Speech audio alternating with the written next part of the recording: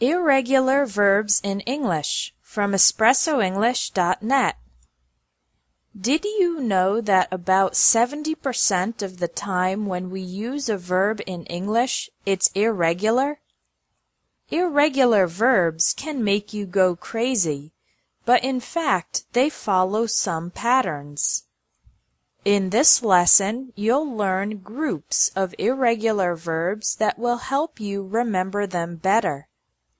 The first group is irregular verbs with all three forms identical. These verbs are the same in the present, past, and past participle. One example is put. Present. I always put the milk in the refrigerator. Past. Yesterday I put the books in my backpack. The present perfect uses the past participle form.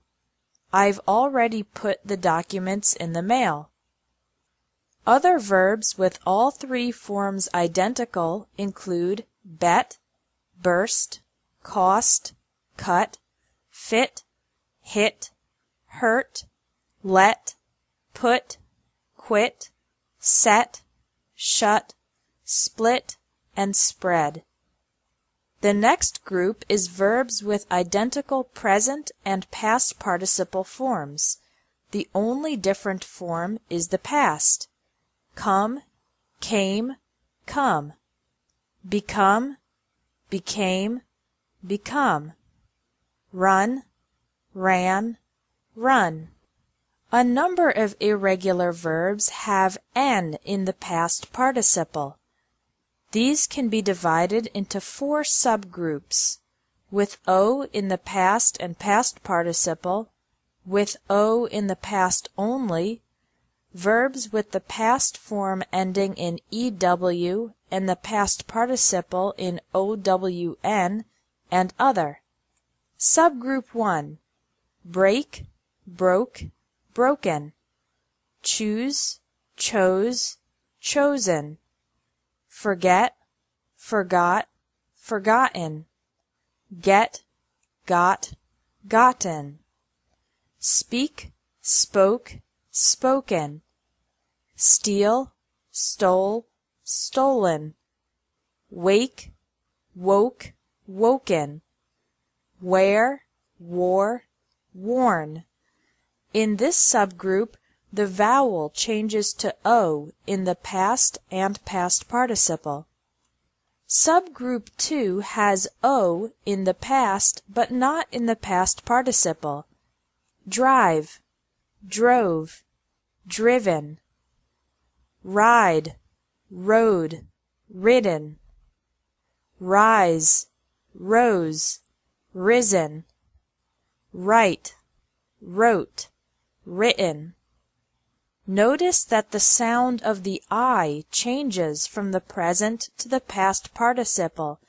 The present is drive, and the past participle is not driven, but driven. Subgroup 3. Verbs ending in EW in the past and OWN in the past participle. Fly, flew, flown. Grow, grew, grown. Know, knew, known. Throw, threw, thrown. Finally, we have subgroup 4, other. These verbs have n in the past participle, but don't appear to follow any other pattern. Bite, bit, bitten. Hide, hid, hidden. Eat, ate, eaten. Fall, fell, fallen. Give, gave, given. See, saw, seen. Shake, shook, shaken. Take, took, taken. Another group of irregular verbs is verbs with pronunciation changes. For example, long E to short E. Keep, kept, kept. Sleep, slept, slept. Feel, felt, felt. Bleed, bled, bled. Feed, fed, fed. Meet, met, met. Lead, led, led. Another group has EA pronounced differently from the present to the past and past participle. Deal, dealt, dealt. Mean, meant, meant. Read, read, read. Hear, heard, heard. Another group is when the long I changes to OU. Bind, bound, bound. Find, found, found. Grind, ground, ground. Wind, wound, wound. Short I can change to U. Dig, dug, dug. Stick, stuck, stuck. Spin, spun, spun. Sting, stung, stung. Two very common verbs, sell and tell, become sold and told in the past and past participle. Finally, we have the verbs with ought endings in the past and past participle. This can be spelled O-U-G-H-T or A-U-G-H-T, but the pronunciation is the same. Bring, brought, brought. Buy, bought, bought. Catch, caught, caught. Fight, fought, fought. Seek, sought, sought. Teach, taught, taught. Think, thought, thought. Remember that the G is silent in these verbs. Verbs with 3 different vowels. In this group, the vowel changes from I to A to U. Begin, began, begun. Drink, drank, drunk. Ring, rang, rung. Shrink, shrank, shrunk. Sing, sang, sung. Sink, sank, sunk. Spring, sprang, sprung. Swim, swam, swum. Finally, we have the completely irregular verbs. These verbs don't follow any specific pattern, so you just need to memorize their past and past participle forms.